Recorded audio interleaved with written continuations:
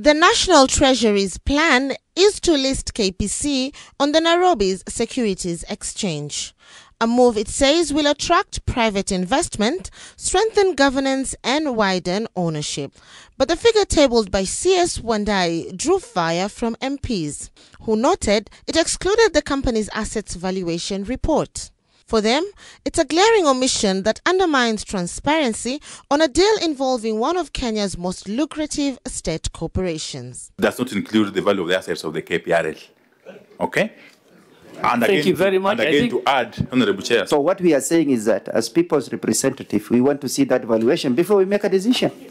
Is that hard? That is not a very hard thing. Is that too much? From Games MP Elisha Odhiambo warning of inevitable layoffs to Kinangop's MP Thuku Zachary demanding serious disclosures, lawmakers cautioned against a repeat of the Safaricom scenario, where a dominant shareholder squeezes out the rest.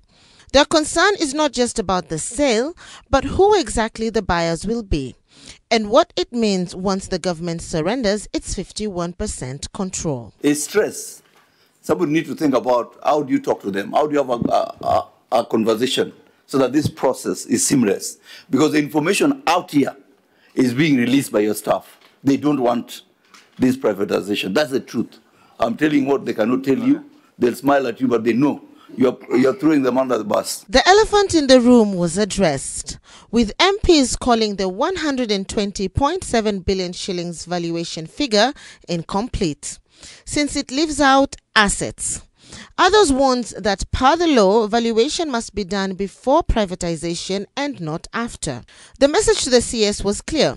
Stop rushing, do the valuation and then come back to Parliament. On the same full potential thing, huh? I don't know, what is it that this new investor is coming, these private investors are coming to do at Kenya Pipeline that you cannot be able to do from where you sit, that will make this company explore realize the full potential. As at now, up to this moment, the Kenya Pipeline Company is profitable.